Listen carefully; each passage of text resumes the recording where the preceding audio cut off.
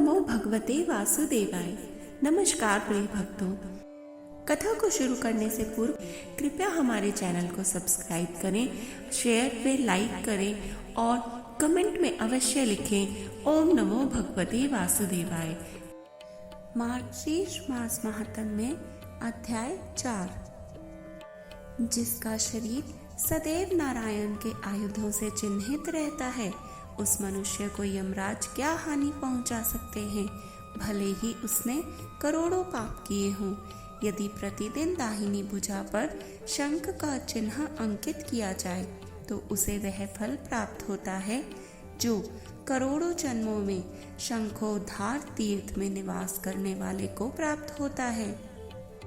यदि शंख के ऊपर कमल का चिन्ह अंकित हो तो पुष्कर में कमल नयन भगवान के दर्शन से करोड़ गुना फल प्राप्त होता है। कलयुग में जिस मनुष्य की बाएं भुजा में लोह गदा अंकित दिखाई देती है, उसे गदाधर विष्णु प्रतिदिन गया पवित्र स्थान पर जाने का पुण्य प्रदान करते हैं। यदि लोहे की गदा और चक्र अंकित हो तो उससे वही लाभ मिलता है जो आनंदपुर में चक्रवर्ती स्वामी के पास स्थित लिंग के दर्शन से मिलता है। आनंदपुर उत्तरी गुजरात में वडनगर में स्थित है।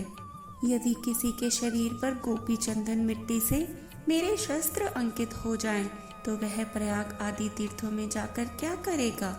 जब भी कोई शंख आदि से चिन्हित शरीर दिखता है तो मैं प्रसन्न हो जाता हूँ और उसके पापों को जला देता हूँ।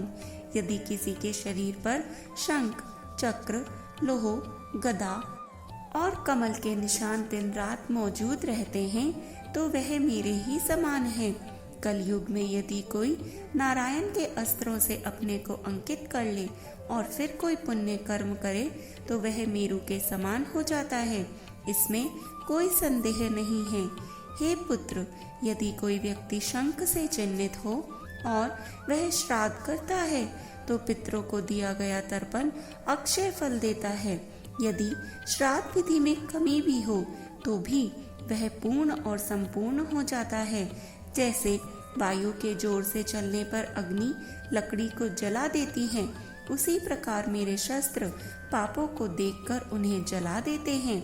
विशेषकर कलयुग में जो व्यक्ति सोने या चांदी की मुहर पहनता है, मेरे 8 अक्षरों वाले नाम अर्थात ओम नारायणाय नमः इससे अंकित तथा शंख आदि मेरे अन्य आयुधों से युक्त वह मेरे आदर्श भक्त प्रहलाद के समान जानना चाहिए, अन्यथा वह मुझे प्रिय नहीं है। जो ब्राह्मण नारायण की मुहर धारण किए हुए है, जिसके शरीर पर शंख आदि चिन्ह अंकित हैं और जिसके गले में धात्री के फल या तुलसी की माला है, जिसने द्वादशाक्षर मंत्र का जप किया है और जिसके शरीर पर शस्त्र अंकित है, वह मेरे समान है, वह वैष्णव है। यदि कोई ब्राह्मण जिसके शरीर पर शंख अंकित है किसी व्यक्ति के घर में भोजन करता है तो हे मेरे पुत्र, मैं भी उसके पितरों के साथ उसका भोजन खाता हूँ। यदि कोई कृष्ण के शस्त्रों से चिन्हित किसी व्यक्ति को देखकर उसका सम्मान नहीं करता तो उसके द्वारा अर्जित 12 वर्षों का पुण्य बाष्कलेय राक्षस बाष्कल के वंशज उसको चला जाता है। हे दाता, यदि कृष्ण के आयुधों से चिन्हित कोई व्यक्ति श्मशान में मरता है तो उसका लक्ष्य वही होता है जो प्रयाग में मरने वाले का घोषित किया जाता है।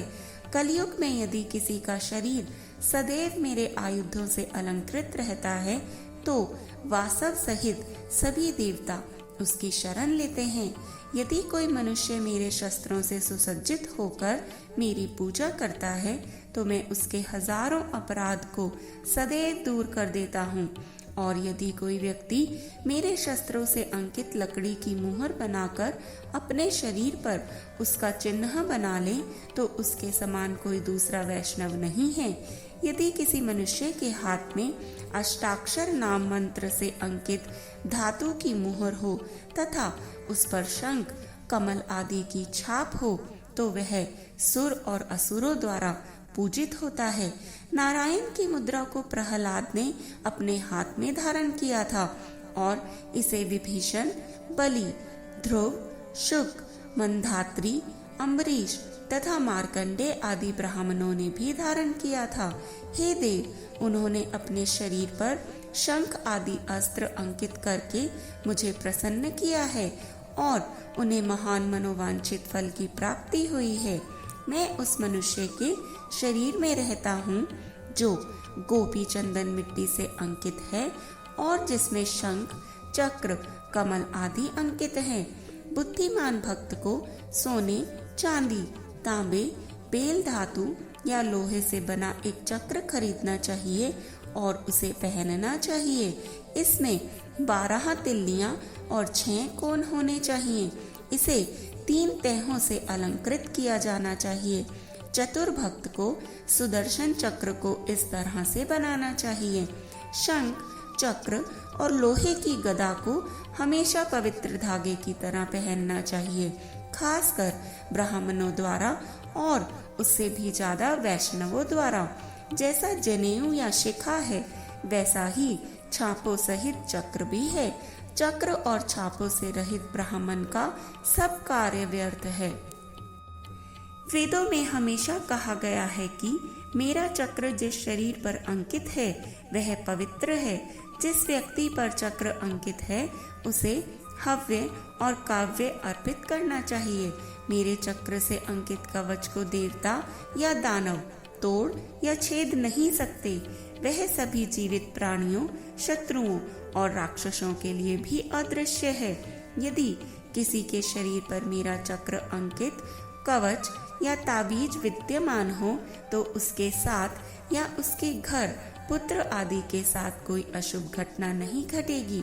जो लोग वेदों को जानते हैं वे जानते हैं कि ब्राह्मण को अपनी दाहिनी भुजा में सुदर्शन और बाईं भुजा में शंख धारण करना चाहिए। भिन्न भिन्न आयुधों को उनके मंत्रों से पवित्र करके स्थापित करना चाहिए। लोहे की गदा को माथे पर, धनुष और बाण को सिर पर, नंदक को वक्ष स्थल में, शंख और चक्र को दोनों भुजाओं में धारण करना चाहिए। चक्र आदि को सदैव धारण करना चाहिए।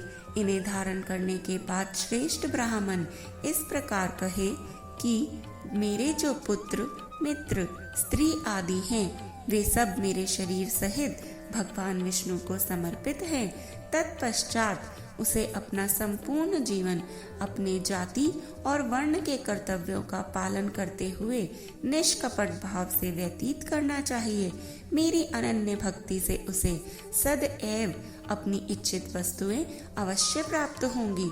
जो लोग शंख और चक्र से युक्त किसी व्यक्ति की निंदा करते हैं उनके मुख को देखकर मनुष्य को सूर्य की ओर देखना चाहिए।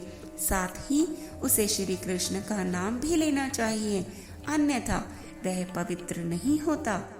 जय श्री कृष्ण। जय हरि विष्णु। हर हर महादेव।